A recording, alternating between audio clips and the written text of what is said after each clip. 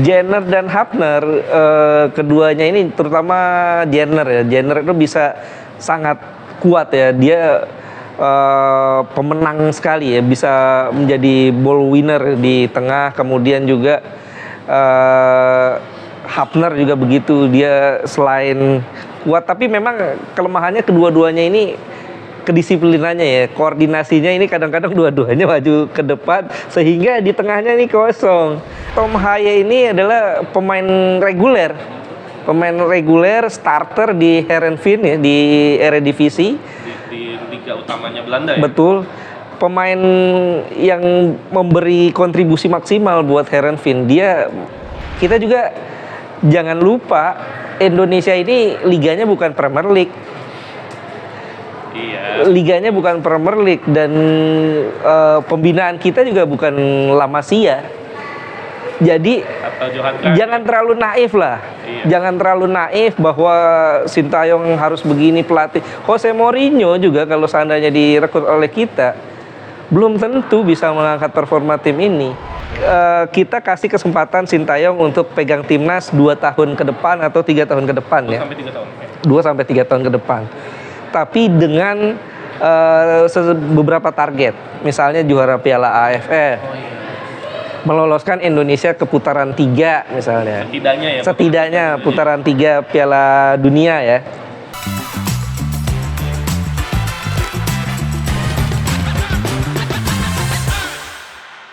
Hai, balik lagi di konten podcast bola dan kita baru saja timnas Indonesia ya menyelesaikan perjalanannya di Piala Asia 2023, di mana kita sebelumnya sudah mengundang Bung Ais yang dia cenayang banget ya. Dia udah prediksi kita bisa lolos dengan 3 poin dan benar kejadian.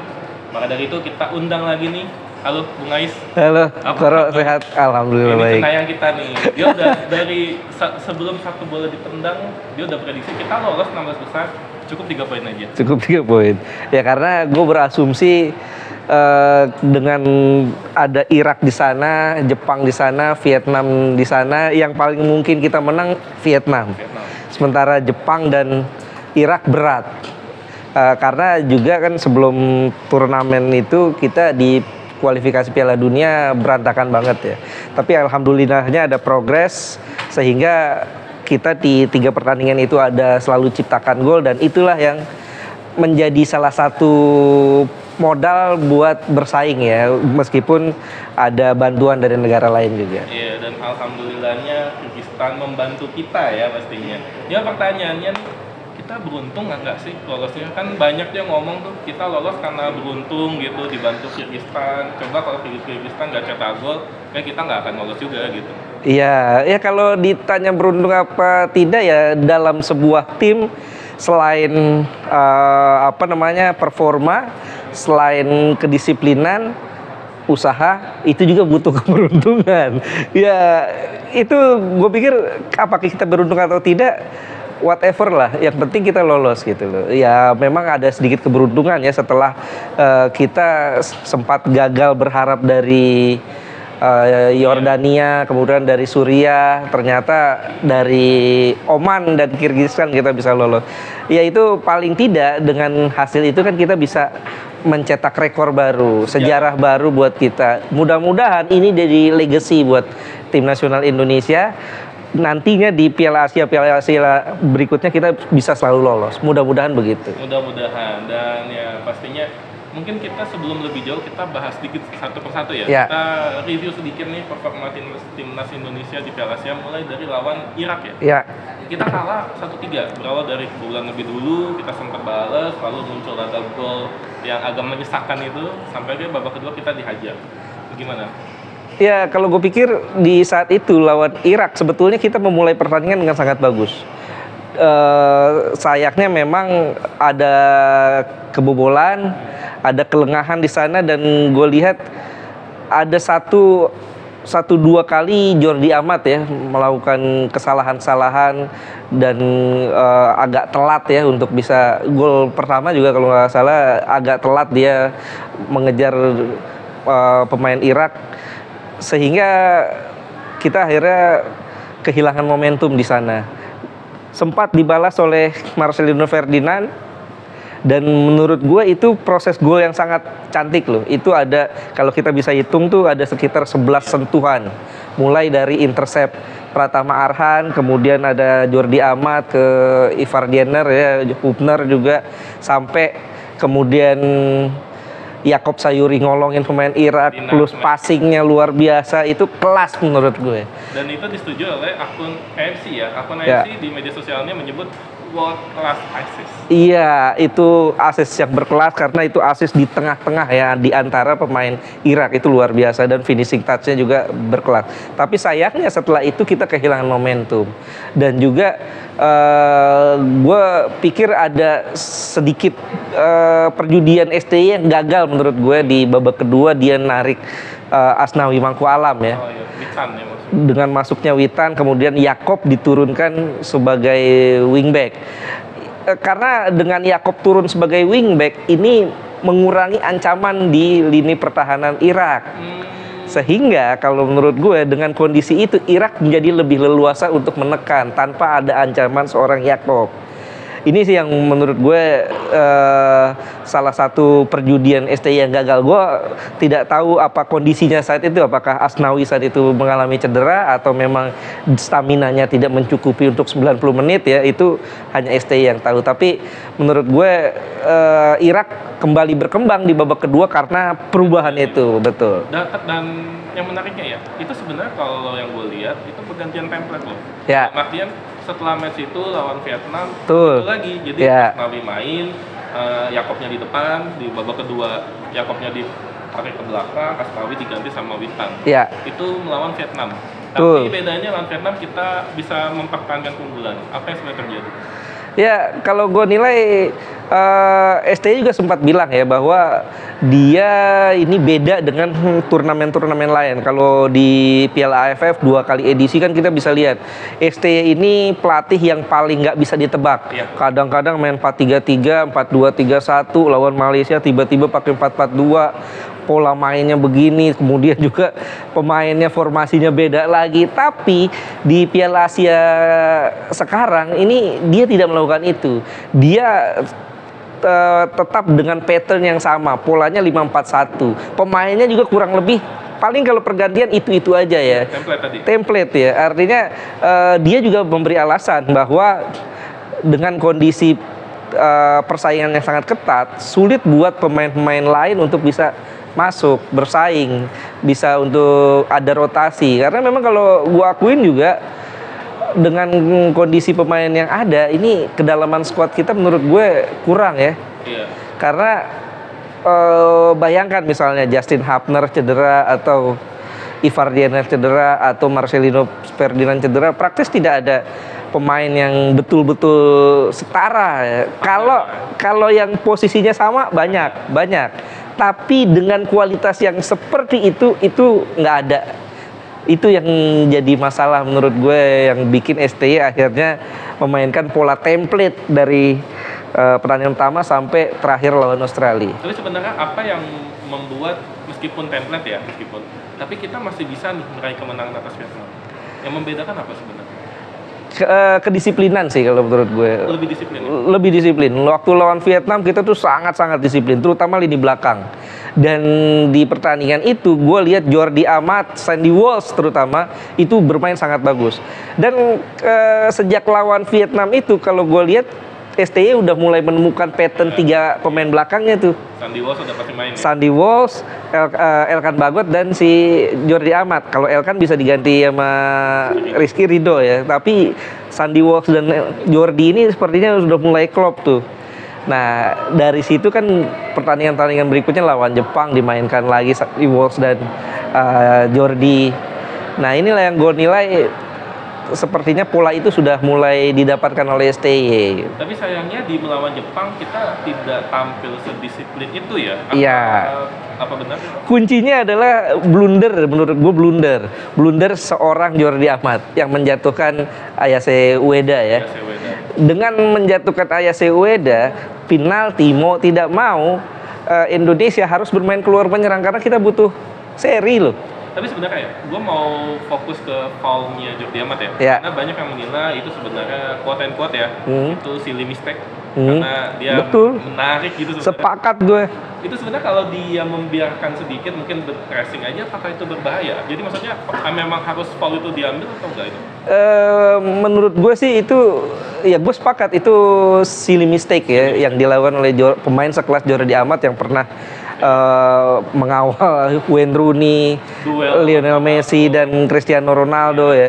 Karena kalau menurut gue ya itu dibayangin aja udah cukup Aman ya, aman karena dia tidak menghadap ke gawang. Iya, itu dia poinnya. Dia tidak menghadap ke gawang. Gue pikir Jordi ini terlalu terburu-buru sih menurut gue, sehingga dia merangkul ya otomatis pelanggaran, penalti di situ. Dan itu mengubah ya. Itu mengubah dengan kondisi itu praktis karena kita kebobolan itu mengubah semuanya. Dan itu kejadian yang sama terjadi Lawan Australia. Dan itu Sintayong pun mengaku itu ya. Ya, ini gini loh, pemikirannya saat lawan Jepang kita minimal seri untuk bisa menentukan nasib sendiri kan. Mungkin Sintayong akan berpikir tidak memikirkan pertolongan dari Kyrgyzstan dan yang lainnya. Dia ingin menentukan nasibnya sendiri, makanya dia bermain aman. Tapi karena kebobolan itu, mau tidak mau Indonesia harus balas gol, harus keluar menyerang. Ya inilah yang membuat pertahanan menjadi lebih longgar, sama seperti lawan Australia. Malah kalau menurut gue kecenderungannya lawan Australia ini Sintayong terlalu berani. Kita sejak awal itu bermain relatif menyerang, relatif ofensif. Tapi ofensifnya kita itu tidak memiliki keseimbangan. Transisi dari menyerang ke bertahannya itu agak kurang. Oke, ini berarti gue mau masuk ke rapor pemain ya. Karena tadi lo bilang salah satu kunci kenapa kita kalah karena tidak ada keseimbangan, balancingnya itu. Harusnya itu perannya siapa itu seharusnya? Iya, harusnya kemarin kan kita punya dengan pola 5-4-1, di situ ada posisi Justin Hubner dan Ivar Jenner. Gue lihat saat bermain lawan Australia, lawan Jepang ya, kecuali lawan Vietnam dua orang ini disiplin betul. Tapi lawan Jepang, lawan Australia, mungkin karena sudah kebobolan lebih dulu, mereka ini coba membantu serangan. Ironisnya kadang-kadang dua-duanya ada di depan, sehingga pemain-pemain penyerang Jepang, pemain-pemain penyerang dari Australia ini langsung bertemu dengan 3 pemain belakang kita. Tidak terlapisi dengan baik. Tidak terlapisi, kan polanya memang 5-4-1, tapi pola 5-4-1 ini kalau menyerang dia berubah jadi 3-4-3. Nah, bahayanya kalau ada serangan balik berarti langsung ketemu Elkan Bagot. Dan kita tahu speednya Elkan Bagot kalah kalau lawan Jepang, kalah lawan Australia. Ini yang jadi kendala. Oke, itu menjadi masalah karena kita kebobolan lebih dulu. Betul. Dimana sebenarnya golnya Australia pun juga menjadi perdebatan juga karena orang berpikir itu mungkin Elkan Bagot yang salah, tapi tak sedikit juga yang menilai Hernando yang dia kurang sigap. Gimana kalau Bung Ais melihatnya? Kalau gue pikir dua-duanya nggak ada yang salah ya, karena itu memang faktor luck aja istilahnya. Hernando sudah positioningnya sudah betul, dan Elkan Bagot juga positioningnya sudah betul. Karena memang ada defleksi di sana, sehingga dua-duanya ini menurut gue tidak bisa disalahkan. Dan yang sayangnya itu adalah gol kedua dan ketiga dan keempat.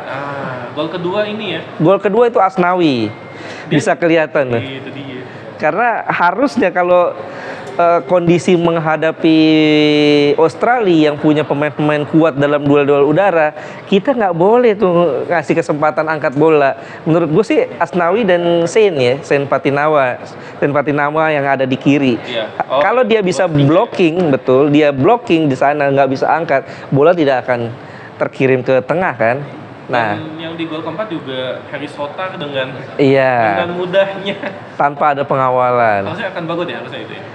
Ya kalau itu kita gue lupa ya siapa ya yang pasti. Karena biasa sepanjang pertandingan itu istilahnya temannya Harry Sotar ya akan bagus sebenarnya. Betul, yang tingginya sama ya. Kalau lebih setara lah kurang lebih. Ya memang inilah sebetulnya kelemahan kita ya, ini sebetulnya udah bertahun-tahun ya. Indonesia itu dari dulu kelemahannya adalah bola-bola sayap, bola-bola umpan silang. Ya di era kali ini lebih mending ya, karena kita punya pemain-pemain tinggi seperti Elkan Bagot, Jordi Amat, Hapner, Rizky Ridho juga lumayan tinggi gitu. Rizky itu lebih ke jamnya tinggi ya. Kuat dia, betul. Oke, itu mungkin secara personal ya. Ini gue mau lebih ke secara menyeluruh nih dari 4 pertandingan ini. Siapa yang pemain yang rapornya menurut Bung Ais paling menjanjikan? Oke. 2 sih. 2 ya? Enggak, Hapner, Jerner, dan Marcelino. 3 ya? 3.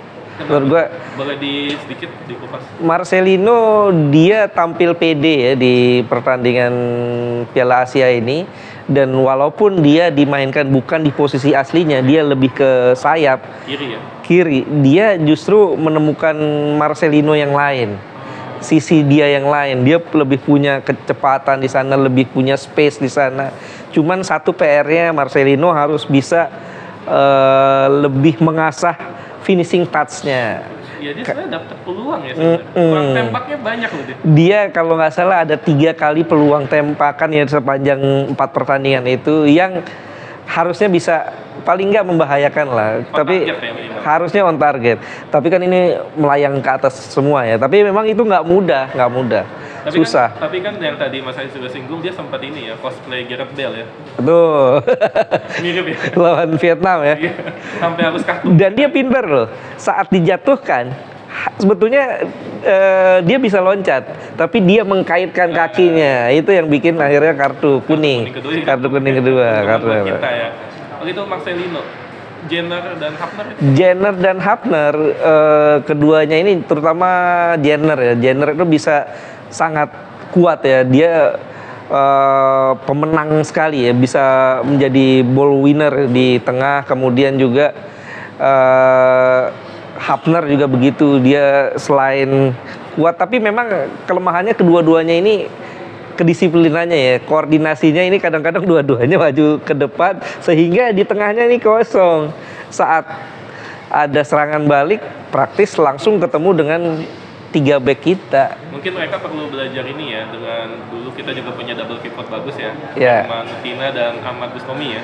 Firman Mutina, Ahmad Bustomi, kemudian juga ada Ponario ya, Ponario dan juga Samsul Herudin ya. Itu mereka kuat, mereka tahu gitu kapan harus yang satu menyerang, yang satunya bertahan gitu ya.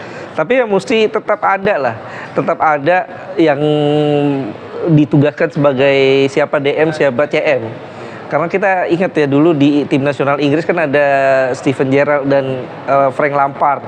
Dua-duanya punya karakter yang sama, dua-duanya box to box midfielder. Tapi kalau main di timnas Inggris biasanya kan Gerrard yang dimainkan sebagai DM, Lampard yang lebih ke CM. Dan gara-gara itu Paul Scholes jadi nggak dapat main. Betul. Masih ada Paul Scholes waktu itu. Betul. Itu kalau berapa pemain yang tampilnya oke ya, yang paling menjanjikan. Kalau yang menurut mungkin bahasanya kalau jelek ya, kalau kasar ya, kita lebih ke perlu evaluasi lebih. Kira-kira siapa? Siapa ya, kalau dari 4 pertandingan ini ya gue nilai Kambuaya ya. Kambuaya setiap dikasih main kan beberapa kali seperti kelamaan, megang bolanya terlalu lama, terlalu kurang efektif ya. Gue pikir Kambuaya lah yang tidak terlalu perform ya di turnamen ini. Padahal Ricky Kambuaya merupakan pemain kunci kita ya ketika Piala AFF 2020, betul. Ya itu lagi bagus-bagusnya ya. Tapi memang kondisinya dalam beberapa tahun terakhir agak menurun Kambuaya ya. Secara khusus gue mau ke Hernando. Bagaimana secara penampilan dari 4 pertandingan, kebobolan 10 gol ya? Ya gue pikir sih nggak semuanya salah Hernando ya. Saat ini dengan kondisi liga yang kita punya, Hernando kiper terbaik kita lah. Kiper terbaik kita. Kecuali nanti kalau Martin Paes datang ya. Lain cerita. Akan kita bahas di berikutnya ya. Iya. Satu-satu dulu. Ya, Hernando kiper terbaik kita lah. Memang banyak kebobolan tapi tidak sepenuhnya semua salah Hernando. Dan dia ada save berkelas ya. Betul. Lawan Vietnam. Berkali-kali save berkelas lawan Irak, lawan Vietnam. Ya sebelum terjadinya gol itu walaupun offset ya, dia melakukan save kan. memblok sundulan Muhammad Ali tadi itu, walaupun offside. Cuma mungkin kalau gua berpikir mungkin Bung Ais juga setuju atau enggak, komunikasi ya. Karena berkali-kali kayak ketika ada bola crossing, dia dan back tuh kayak rebutan gitu. Ya, Harus ada komunikasi mungkin itu tuh ya. kalau gue nilai sih di belakang ya, di Iya. belakang ini Jordi ya yang menjadi titik lemah sih menurut gue. Jordi bukan ini, gue nggak sebut Jordi pemain nggak bagus ya. Ini pemain bagus, pengalamannya bagus, tapi usia yang sekarang performnya tuh setelah dia pindah ke Malaysia tuh performnya menurun. Terus menurun ya. Terus menurun, kecepatannya terutama yang jadi masalah dia. Dan mungkin di Piala Asia ini juga dia masih terkendala Iya. cedera bahu ya. Mungkin itu jadi salah satu yang membuat dia performanya agak menurun.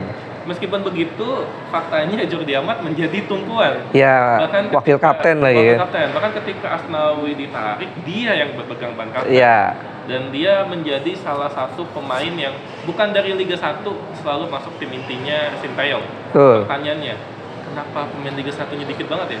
Kalau hitung lawan Australia itu yang Liga 1 paling Hernando sama siapa? Yakob, Sayuri. ya cuma 2. Cuma 2 ya bahkan. Yakob. Dari 11 tuh cuma 2 loh dari 11. Ya, waktu lawan Australia. Iya. Ya. Ya memang ini kan cukup beralasan lah. Waduh. Ya kita tahu sendiri kan gimana kualitas Liga 1 kita. Ini yang bikin kita dan Sintayong beberapa kali berkoar-koar ya mengingatkan PSSI untuk ayo kembangkan Liga 1. Benarkan Liga 1 ini yang memang menjadi PR besar buat Indonesia sehingga kalau kualitas Liga 1 kita seperti itu ya sulit ya mencari pemain yang bagus. Ya makanya alhamdulillahnya pemain-pemain kita yang betul-betul lokal kita ini ada beberapa yang main di luar. Asnawi, Arhan, Marcelino, sehingga performanya bisa terjaga. Karena kan banyak pemain-pemain asing, pemain-pemain lokal kita yang sempat main di luar negeri kayak Egy, kayak Witan. Setelah dia main ke Indonesia turun. Dulu kan juga banyak Kurniawan main di FC Lucerne, saat main balik ke Indonesia juga menurun performanya. Inilah memang ya berarti kan there is something wrong in our league gitu loh. Dan dari something wrong yang harus dievaluasi tentunya. Betul. Dan harus dievaluasi juga oleh Sintayong karena mengingat udah nggak ada waktu lagi, tinggal sebulan lagi ya kurang lebih ya. Sebulan lebih kita akan menghadapi kualifikasi Piala Dunia 2026. Iya. Mana kita sudah ditunggu Vietnam ya. Vietnam, Filipina dan Irak ya. Filipina dan Irak.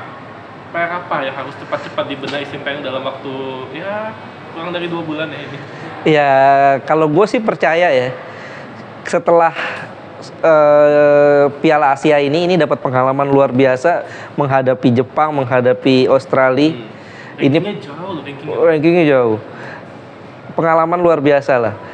Paling tidak pemain-pemain lebih pede sehingga saat nanti ketemu Irak lagi percaya dirinya udah terbentuk, apalagi nanti kan mainnya di GBK kemungkinan.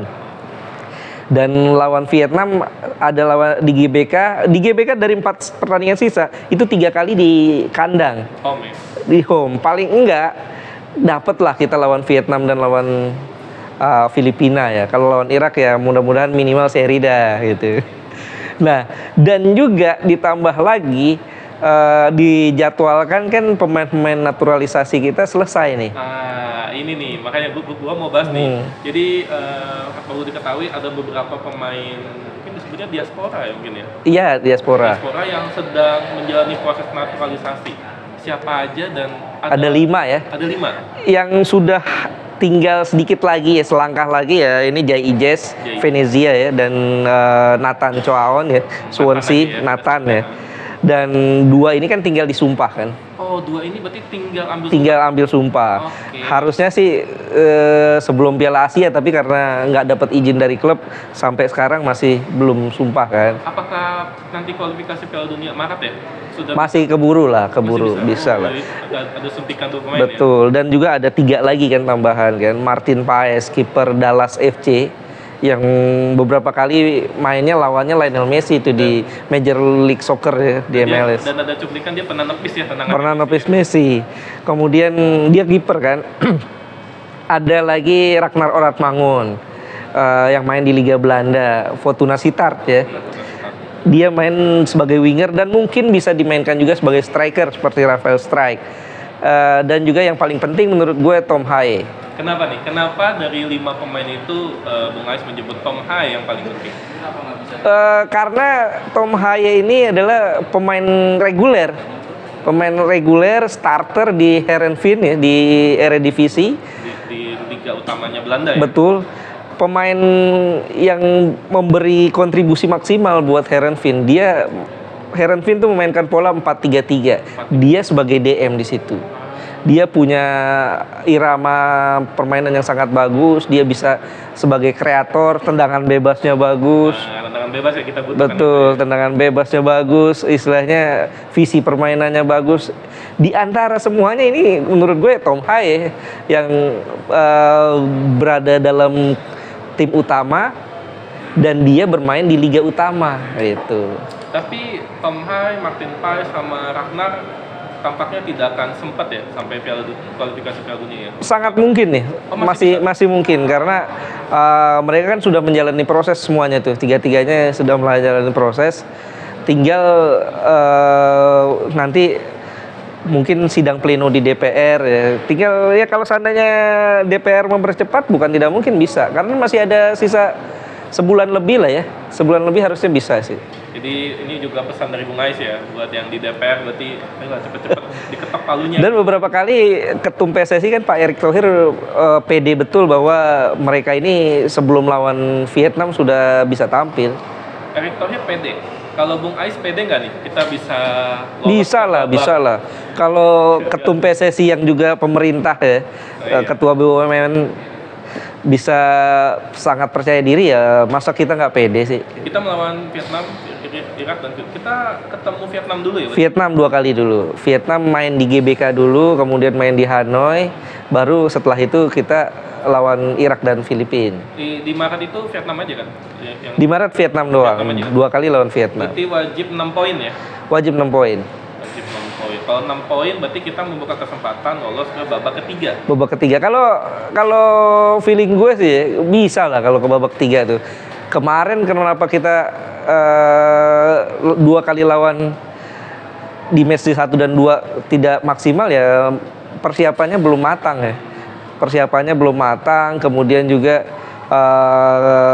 tidak ada Ivar Jenner saat itu, tidak ada Marcelino ya, istilahnya nggak komplit. Justin Hapner belum ada, sekarang beda dong. Belum full tim ya? Belum full tim, sekarang beda, apalagi nanti masuk Tom Haye, masuk Jay Ijes, Martin Paes, sudah lengkap lah itu.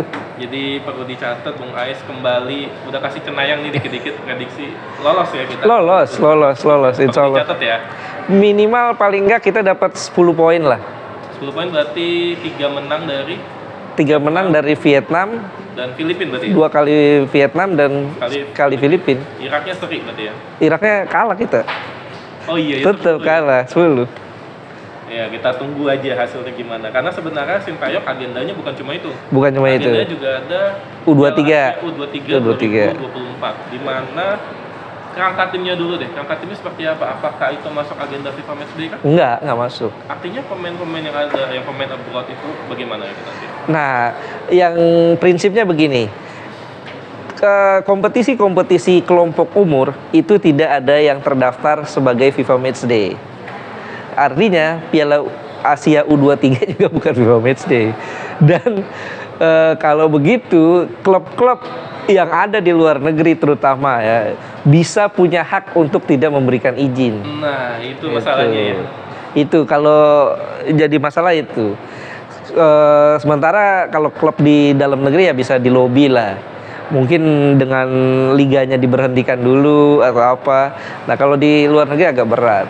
Nah, ini yang menurut gue agak tanda tanya lah, abu-abu nasib kita. Apakah mungkin ada lobby khusus kah yang pasti informal? Secara informal. Pasti ada ya. Mungkin kalau Pratama Arhan masih bisa ya.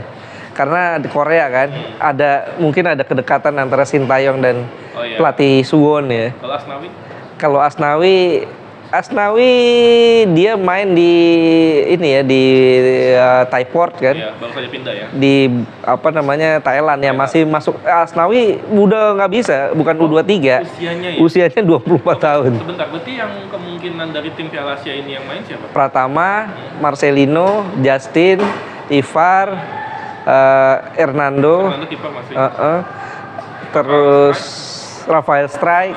Iya, Oke, Yakob Sayuri udah usianya ya, udah overage ya. udah overage. Yakob Sayuri itu 26 tahun. Kita berandai-andai deh, kalau misalnya Ada nih- Hoki Caraka juga. Hoki Caraka, ya betul. Ada sekitar 7 sampai 8 pemain lah yang bisa main. Oke, ini kita berandai-andai.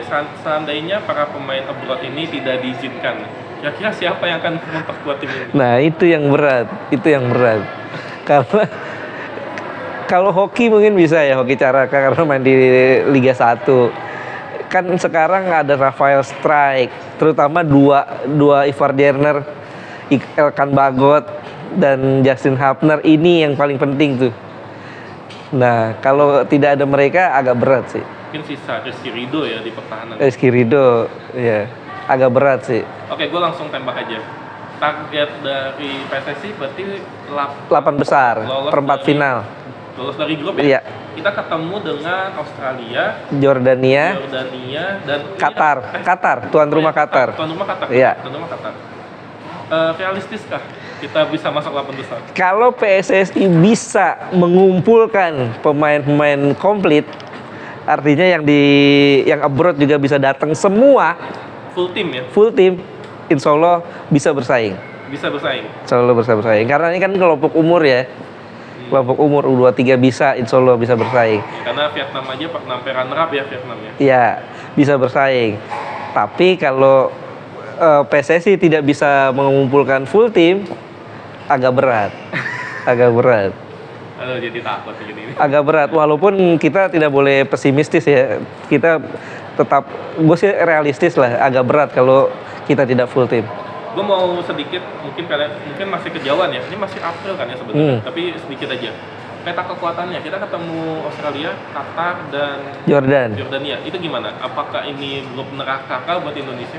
grup neraka iya. Oh iya ya. Iya, karena ada tuan rumah di situ, Oh ya, satu Qatar. betul. Qatar, ada Australia di situ, ada Jordania di situ.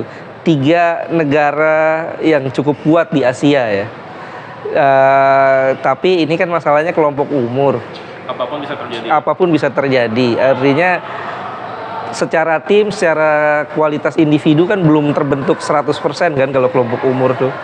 Sehingga peluang kita untuk bisa lolos 50-50. Syaratnya itu kita mesti komplit. Full tim. Full tim. Kalau nggak full tim ya agak berat lah. Dan ini menjadi turnamen yang sangat penting, terutama juga buat Sintayong, karena ini seperti judgement-nya dia ya. Ya, Dimana targetnya harus 8 besar ya. 8 besar. Cuma masalahnya itu kan berarti berhubungan ke nasibnya Sintayong nanti. Ya. Kita sebelum ke situ kita mungkin sedikit kita ngebahas menurut Bung Ais, apakah Sintayong sudah meninggalkan legacy buat kita? Secara ranking dulu deh. Ranking Ya. itu kita dari 170-an ya. 177 ya kalau nggak salah. 177. Ya. 177. Sekarang kita 146 dan berpotensi naik 142. Nanti kalau diupdate kita bisa jadi 142 tuh. Yes. Itu apakah sudah cukup baik kah itu? Dari segi ranking iya, dari segi permainan juga iya, dari segi regenerasi juga iya. Di sini juga ada sedikit statistik. Sintayong memimpin timnas, ini koreksi kalau mungkin salah, 43 kali memimpin timnas, 21 kali menang, 10 imbang dan 12 kalah. Ya, betul. Cukup baik kan? Persentase kemenangan berarti sebenarnya di bawah 50%. ya.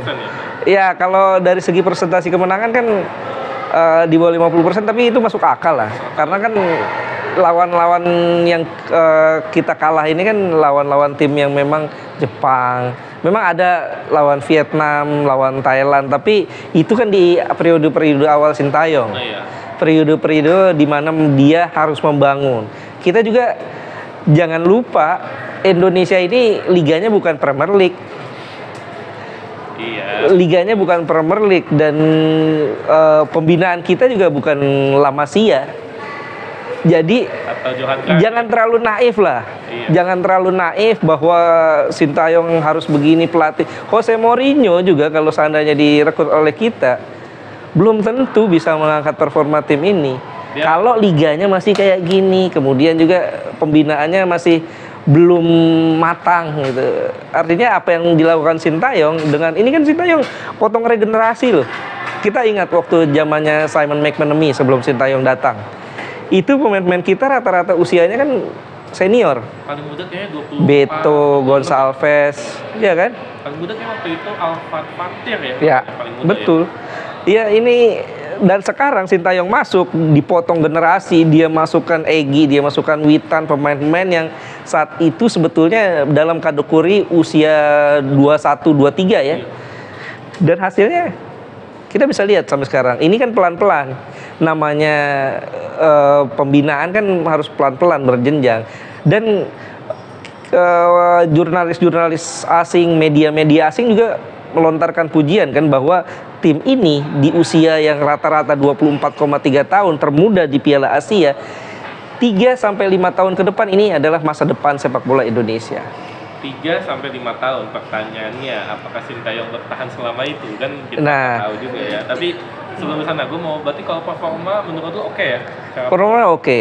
Gue mau ke gaya main deh, karena ada beberapa mungkin juga pengamat, mungkin juga netizen yang menilai permainan timnas di bawah Sintayong tuh gaya mainnya kurang menarik gitu, nggak seperti Luis Mia. Ya. Setuju nggak? Ini beda ya, beda karakter pelatih. Nah, Kita perlu lihat pelatih-pelatih top dunia lah sebelum kita ke Sintayong ya. Kita bandingkan antara Jose Mourinho dan Arsene Wenger misalnya. Arsene Wenger, siapapun lawannya dia akan bermain seperti itu. iya, iya betul. Selalu menyerang. Sementara Jose Mourinho, dia pelatih yang relatif bunglon. Adaptif. Dia adaptif.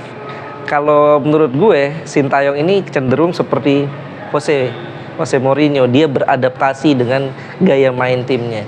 Dan kebetulan kan kita bisa lihat Indonesia siapa lawannya. Di Piala AFF 2020 lah. Iya. 2020 kita lawan Vietnam saat itu yang Vietnam sedang kuat-kuatnya di era Pak Hang-seo. Polanya 5-3-1, 5-4-1 Ya, seperti sekarang ya. seperti sekarang. Dan parkir bis betul-betul saat itu.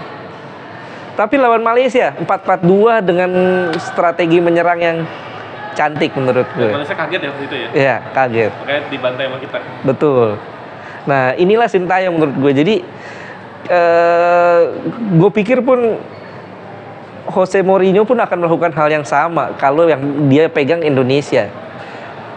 Kalau dia pegangnya, mungkin kalau Sintayong dikasih pegang Barcelona beda lagi gaya mainnya.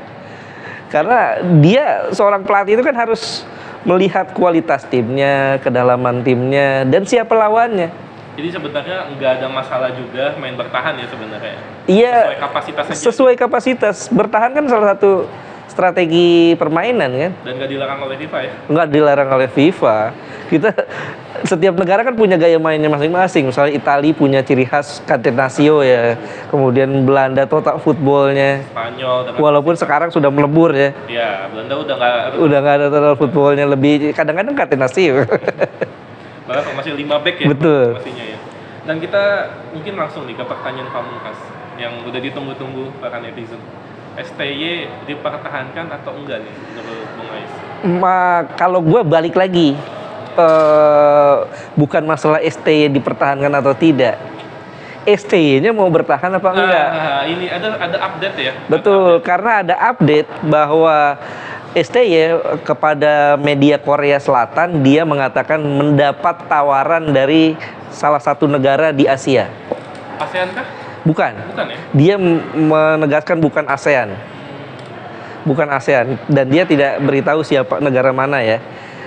Nah, dia juga bilang bahwa dia punya hak untuk memutuskan kontrak dengan membayar penalti pada Indonesia. Iya ya, bisa ya. Bisa, tapi dia berjanji akan menghormati kontraknya sampai Juni 2024. Nah, pertanyaannya, kalau kita mau perpanjang kontrak, Sintayongnya mau nggak? artinya ada negosiasi di sana ya. Iya. Tapi negaranya ada bocoran kah? Negara apakah itu? Yang gue tahu sih bukan ASEAN aja. Bukan ASEAN ya? Bukan Jadi ASEAN. Mungkin dari Arab atau mungkin dari Asia Timur. Mungkin. Betul. Ya, Iya. kan Asia Timur juga kayak negara kayak China. China. Juga nggak terlalu bagus ya. Lagi berantakan ya. Berantakan banget sepak bola. Jadi bisa jadi salah satu ya. Tapi kalau menurut oke lah, kalau itu berarti Meskipun ini bisa jadi cara Sintayong untuk melobi ya, menaikkan harganya ya. Iya. kalau Bung Ais ngeliat akhirnya itu gimana akhirnya? Kalau gue sih berharap Sintayong dipertahankan tapi tidak memberi dia cek kosong. Oke, gimana Pak? Artinya kita kasih kesempatan Sintayong untuk pegang timnas 2 tahun ke depan atau 3 tahun ke depan 2 ya. sampai 3 tahun. 2 sampai 3 tahun ke depan. Tapi dengan beberapa target. Misalnya juara Piala AFF. Oh iya. Meloloskan Indonesia ke putaran 3 misalnya. Setidaknya Putaran 3 Piala Dunia ya. Kualifikasi Piala Dunia. Kemudian meloloskan Indonesia kembali Piala Asia 2027. Ya inilah yang artinya gue pikir harus dikasih target-target tertentu. Kalau dia nggak bisa menuhin target lagi ya barulah kita ambil keputusan. Karena kalau gonta-ganti pelatih kan nggak bagus juga. Sir Alex Ferguson tuh butuh 3 tahun untuk dapetin Piala FA bersama MU. Satu piala FA di rekrut 86 dapat Piala FA 89 dan nyaris dipecat 88. Iya. Untung nggak dipecat saat itu. Seandainya itu dipecat, mungkin fans MU nggak akan sebanyak ini di Indonesia ya. Betul. Dan Jurgen Klopp berapa tahun bisa dapatkan piala di Liverpool? 4 tahun. 4 tahun dia dapat trofi Liga Champions. Tahun berikutnya Premier League.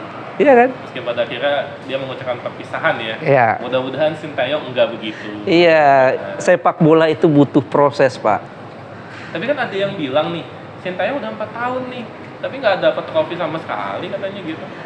4 tahun kita mesti lihat 4 tahunnya di Indonesia secara trofi iya, tapi secara progres kan ada. Secara progres ada, ranking lah yang paling gampang dilihat ranking. Iya, itu indikatornya. Dan juga kita balik lagi gue tekenin, kita ini bukan Jerman.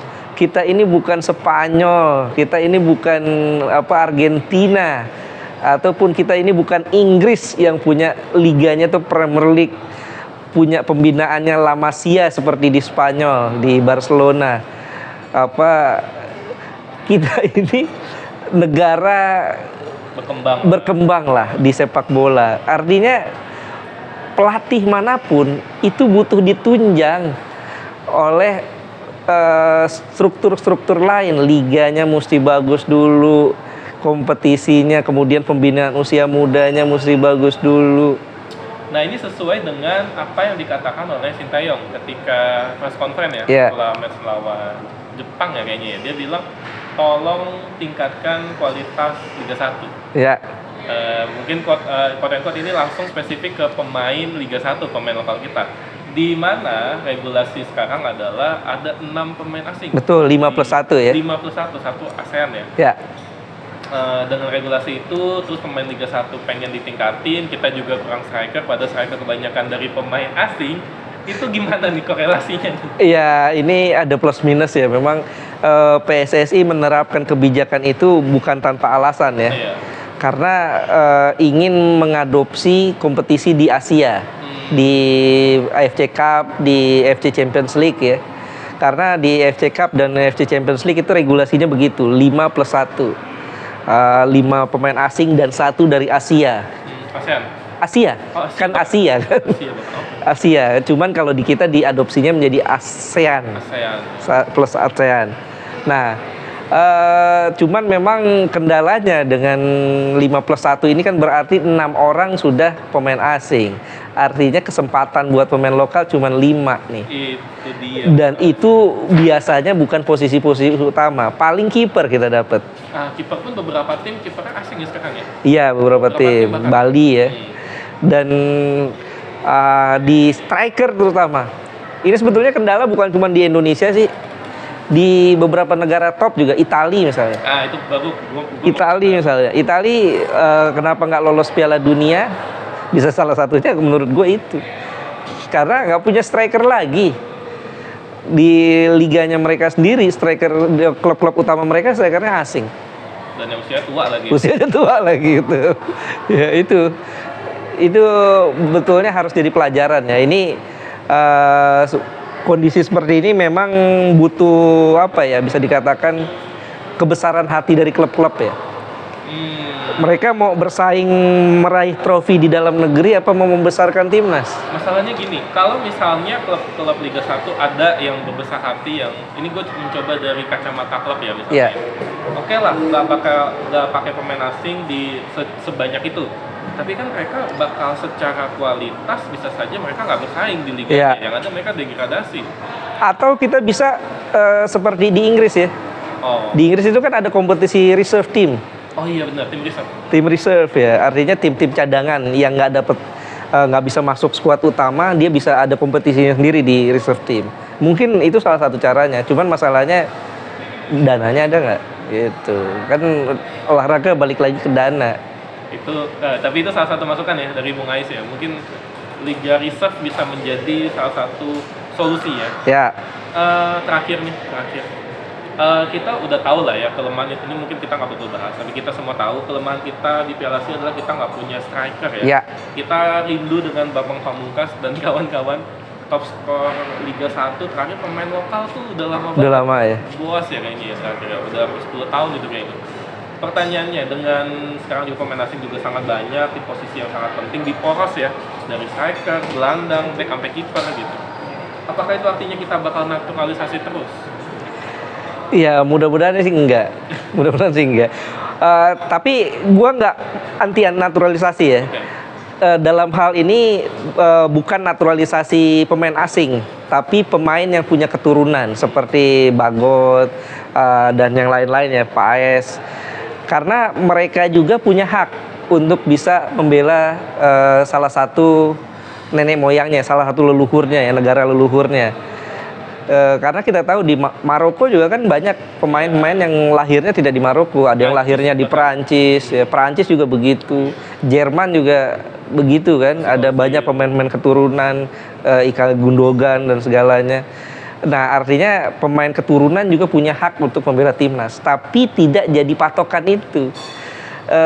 Sebagai jalan pintas iya boleh, jalan alternatif iya, tapi bukan sebagai satu-satunya jalan.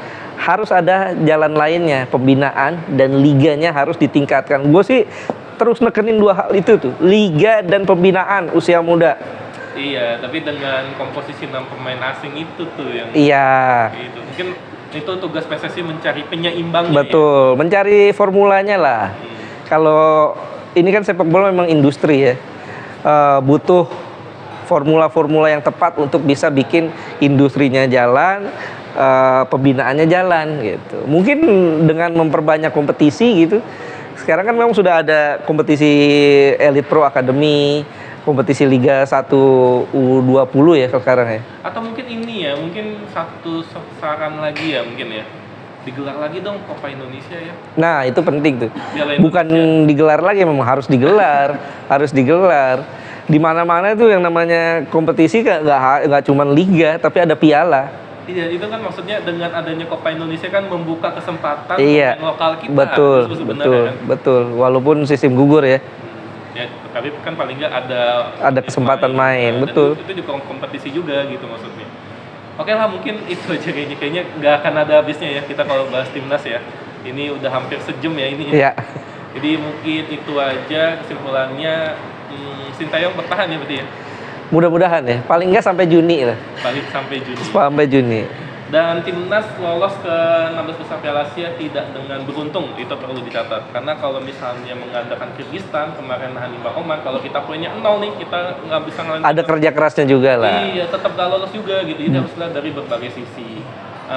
Apalagi yang harus lebih. Udah cukup kali ya. Iya, intinya kita mesti percaya proses. Percaya proses dan tidak terlalu naif ya bahwa berkembangnya timnas, meningkatnya kualitas timnas tidak melulu tanggung jawab pelatih. Ada juga tanggung jawab federasi membenahi liga dan pembinaan serta fasilitas yang ada. Gue tambahin satu, tanggung jawab netizen juga. Betul. Yang dikit-dikit ngehujat aja gitu. Betul. Kasian juga pemain timnasnya. Mungkin itu aja yang bisa kita sampaikan. Sampai jumpa di podcast bola berikutnya ya. Kita akan ngebahas yang lainnya. Dan akhir kata, bye. Thank you.